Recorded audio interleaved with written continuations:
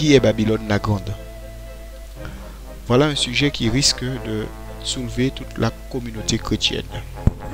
J'ai cherché sur le net une image qui pourrait illustrer au mieux mes pensées et ce qui est écrit concernant Babylone la Grande, la mère des impudiques de la terre. En vain, pas parce qu'il n'y en avait pas, mais aucune d'elles ne donnait la lueur de son identité réelle. En effet, elle est comparée à une grande ville, Rome, et plein d'autres choses encore. Pouvons-nous un seul instant penser que Babylone n'est pas qui on croit qu'elle est, ou pire, qu'elle est ce que l'on ne croirait jamais qu'elle est? Pourtant, nous devons bien comprendre le sujet, considérer les paroles du Christ comme étant esprit et vie. Les pratiques physiques traditionnelles n'ont jamais été louées par Yeshua. Il dit dans Marc 7, au verset 4, les scribes et les pharisiens sont assis dans la chair de Moïse. Ou encore, les scribes et les pharisiens lui demandèrent, pourquoi tes disciples ne suivent-ils pas la tradition des anciens, mais prennent-ils le repas avec les mains impures? Jésus leur répondit, Yeshua leur répondit, hypocrite, Ésaïe a bien prophétisé sur vous. Ainsi qu'il est écrit, ce peuple m'honore des lèvres, mais son corps est éloigné de moi. C'est en vain qu'il m'honore, en donnant des préceptes qui sont des commandements d'hommes. Vous abandonnez le commandement de Dieu et vous observez la tradition des hommes. Il est question de la tradition humaine. Nous nous trouvons aujourd'hui dans le même cas de figure.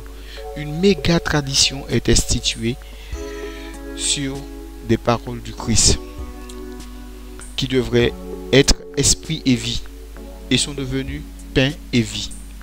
Voilà une tradition qui en effet nous ramène à la pratique babylonienne du culte à la personne. Je ne dis pas qu'il ne faille rendre un culte à Yeshua. Je dis seulement qu'il n'a pas demandé cela dans ses propos. J'ai traité le sujet sur la scène sur mon site et j'ai expliqué cet événement. Il est très important et même capital d'avoir la lumière sur ce chapitre de la vie de Jésus. Quelle est la parole magique qui transformerait le pain et le vin en corps et en sang du Christ? Qui l'a prononcé?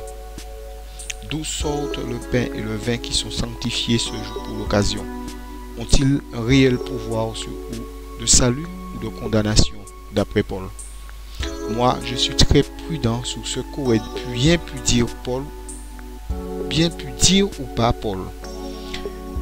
Puisque tout ce que je sais, c'est que dans cette pratique qui est une tradition humaine est en totale contradiction avec ce que dit Elohim.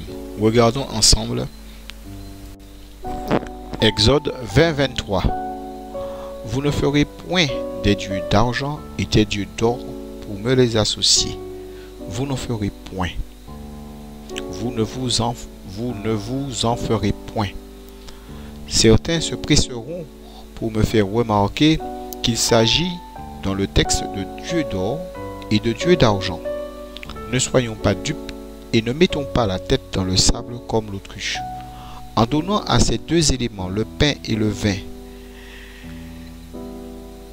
ce pouvoir de vie et de mort sur nous, nous leur donnons une dimension divine, d'où l'idolâtrie. Il faudrait lire Exode 20. Si Dieu se contredisait, quelle confiance aurions-nous pu avoir en ses promesses?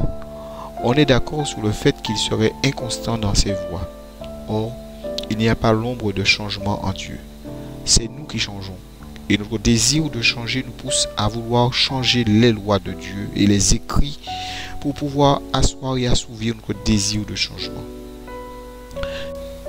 Ainsi qu'il est écrit, Malachie 3:6, car je suis l'Éternel, je ne change pas.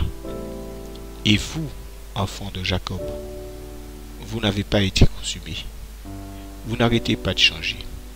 Alors Pierre aussi nous dit, croyez que la patience de notre Seigneur est votre salut. Comme notre bien-aimé frère Paul vous l'a aussi écrit selon la sagesse qui lui a été donnée. C'est ce qu'il fait dans toutes les lettres où il parle de choses dans lesquelles il y a des points difficiles à comprendre dont certaines personnes ignorantes et mal affermies tordent le sens comme celui des autres écritures pour leur propre ruine. Romain aussi nous met en garde, Paul dans Romain nous met en garde. La colère de Dieu se révèle du ciel contre toute impiété et toute injustice des hommes qui retiennent injustement la vérité captive. Car ce qu'on peut connaître de Dieu est manifeste pour eux, Dieu le leur ayant fait connaître. En effet, les perfections invisibles de Dieu, sa puissance éternelle et sa divinité se voient comme à l'œil depuis la création du monde, quand on les considère dans ses ouvrages. Ils sont donc inexcusables, puisque, ayant connu Dieu, ils ne l'ont point glorifié comme Dieu, ils ne lui ont point rendu grâce, mais ils se sont égarés dans leurs pensées. Leur cœur sans intelligence a été plongé dans les ténèbres. Se vantant d'être sages, ils sont devenus fous. Ils ont changé la gloire du Dieu incorruptible en image représentant l'homme corruptible, des oiseaux, des quadrupèdes et des reptiles. C'est pourquoi Dieu les a livrés à l'impureté selon les convoitises de leur cœur, en sorte qu'ils déshonorent eux-mêmes leur propre corps. Eux qui ont changé la vérité de Dieu en mensonge et qui ont adoré et servi la créature au lieu du Créateur, qui est béni éternellement. Amen. C'est pourquoi Dieu les a livrés à des passions infâmes, car leurs femmes ont changé l'usage naturel en celui qui est contre nature. Et de même, les hommes, abandonnant l'usage naturel de la femme, se sont enflammés dans des désirs les uns pour les autres, commettant homme avec homme des choses infâmes, et recevant en eux-mêmes le salaire que méritait leur égarement. Comme ils ne se sont pas souciés de connaître Dieu, Dieu les a livrés à leur sens réprouvé pour commettre des choses infâmes, indignes, étant remplis de toute espèce d'injustice, de méchanceté, de cupidité, de malice, plein d'envie, de meurtre, de querelle, de ruse, de malignité, rapporteurs, médisants, impies, arrogants, hautains, fanfarons, ingénieux ou mal, rebelles à leurs parents, dépourvus d'intelligence, de loyauté, d'affection naturelle, de miséricorde, et bien qu'ils connaissent le jugement de Dieu, déclarant dignes de mort ceux qui commettent de telles choses, non seulement ils les font, mais ils approuvent ceux qui les font. Il est clair que dans le passage des écrits que nous venons de lire, tout lecteur ou tout auditeur doit bien comprendre que Elohim a en abjection tout ce qui est idolâtrie et sous quelque forme que ce soit. Il est de même précisé que certains tordaient le sens des écrits pour leur faire dire ce qu'ils ne disent pas, donc pour les accorder avec leurs pensées infâmes. Il dénoncera ces abjections au moment opportun, au moment de sa colère. Vous savez, les Juifs et les scribes n'ont pas cru en Yeshua quand il les a qualifiés d'hypocrites. N'oublions pas qu'à l'époque, les Juifs étaient ceux qui étaient les plus proches de Dieu, de Adonai, et pour cause, Jésus est né d'une famille juive et a grandi au sein de la communauté juive. Les Juifs ont vécu dans la tradition qu'ils appelaient mosaïque. Aujourd'hui, un nouvel héritage a vu le jour, le christianisme, basé selon les dires sur Yeshua, le Messie. Cette fois-ci, ne sommes-nous pas en droit de nous poser la question à savoir si on ne nous met pas sur des fardeaux sur le dos à notre insu, comme ce fut le cas pour le commun des mortels du temps de Jésus. Les scribes et les pharisiens venus à Jérusalem s'assemblèrent auprès de Jésus. Et ils virent quelques-uns de ses disciples prendre leur repas avec des mains impures, c'est-à-dire non lavées. Or, les pharisiens et tous les juifs ne mangent pas sans s'être lavés soigneusement les mains conformément à la tradition des anciens. Et quand ils reviennent de la place publique, ils ne mangent qu'après s'être purifiés.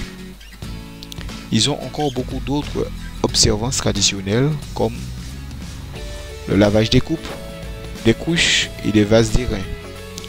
Et les scribes et les pharisiens lui demandèrent: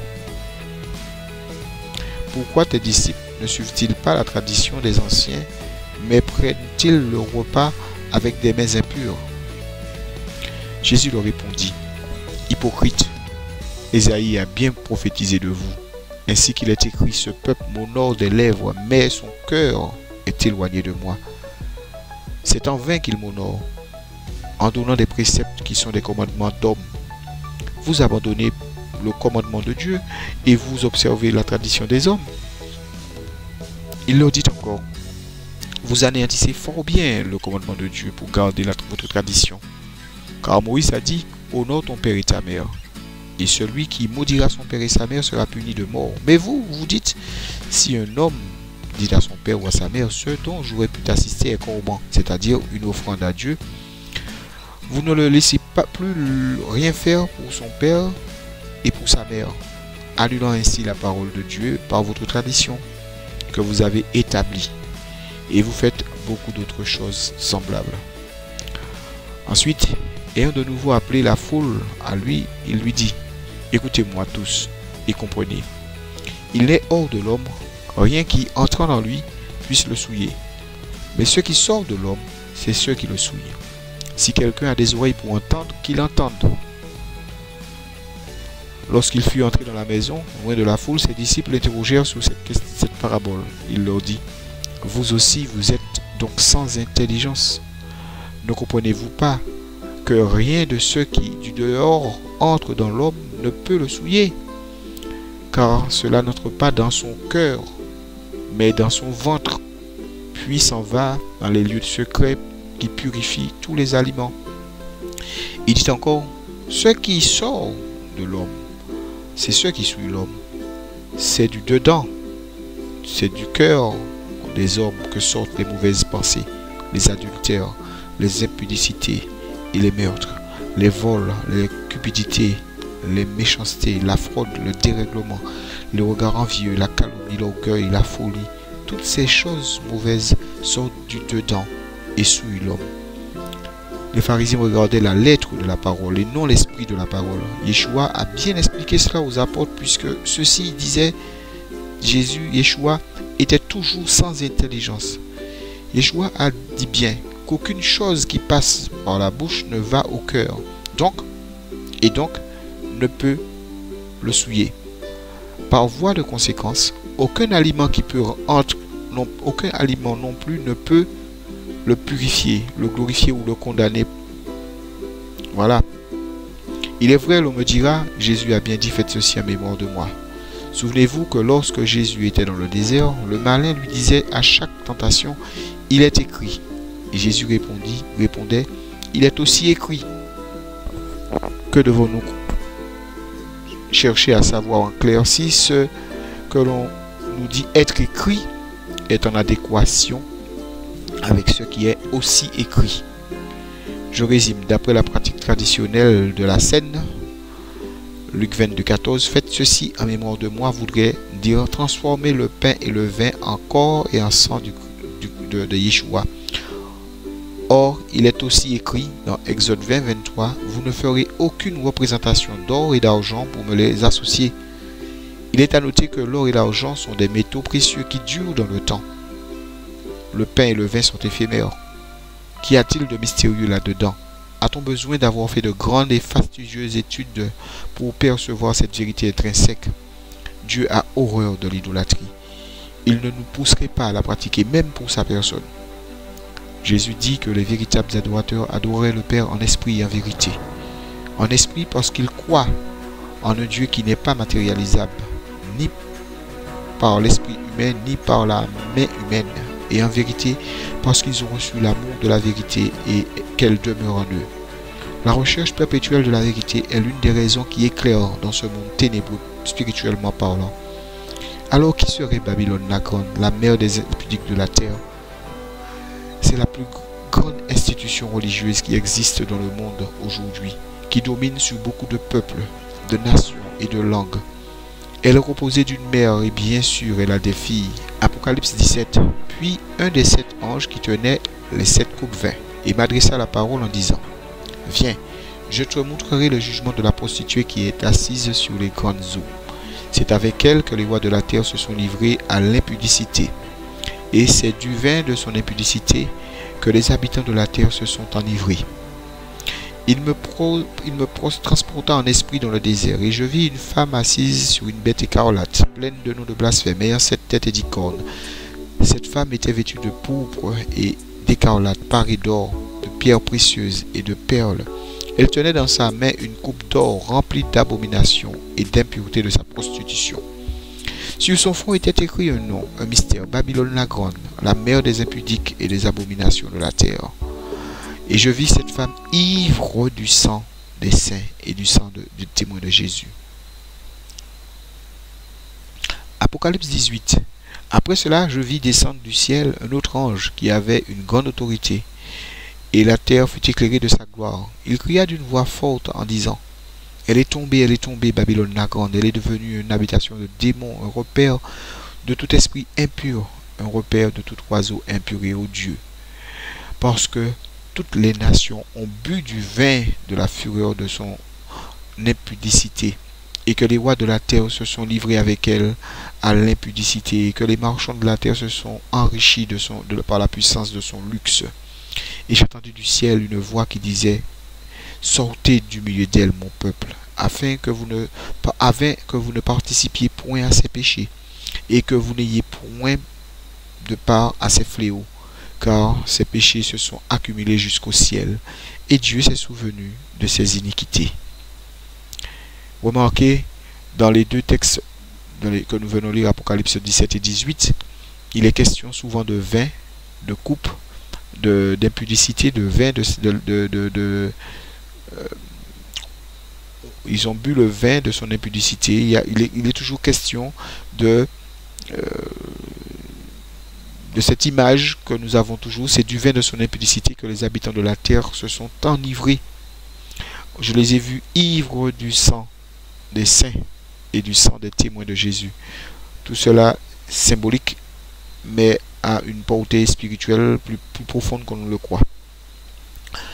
Dès lors, regardons bien où nous mettons les pieds spirituellement parlant, pour ne pas faire partie de cette institution qui, contrairement à ce que pourrait vouloir dire son nom, œuvre contre le Christ et non pour lui. Le christianisme. Le fondement de la foi garantit le salut. Si celle-ci est fondée sur le mensonge, point de salut. Si elle est fondée sur la vérité, le salut ne s'éloignera pas de vous. C'est la promesse de Dieu. C'est la miséricorde de Dieu. Elle est pour tous ceux qui la désirent et qui préfèrent obéir à Dieu plutôt qu'aux traditions humaines assises sur le Christ en guise de justification. N'ouvrons pas nos yeux, mais nos cœurs, notre esprit à la vérité. Nos yeux ne verront pas Dieu, mais nos cœurs, esprits le peuvent. Oui, ils le peuvent. Ils peuvent le voir et l'entendre, parce qu'il est lui-même esprit. Selon qu'il est écrit dans Romains 8, 5 à 16, c'est donc l'esprit qui rend témoignage à la vérité et pas la chair, pas le physique, pas le pain et le vin. Adorons Dieu, donc Dieu en esprit et en vérité, en rejetant toutes ces pratiques traditionnelles qui ne font que nous fermer les portes de la grâce. Que Dieu déverse sur tous ceux qui ont le cœur ouvert l'amour de la vérité, la lumière de sa parole. Que Dieu vous bénisse tous autant que vous soyez.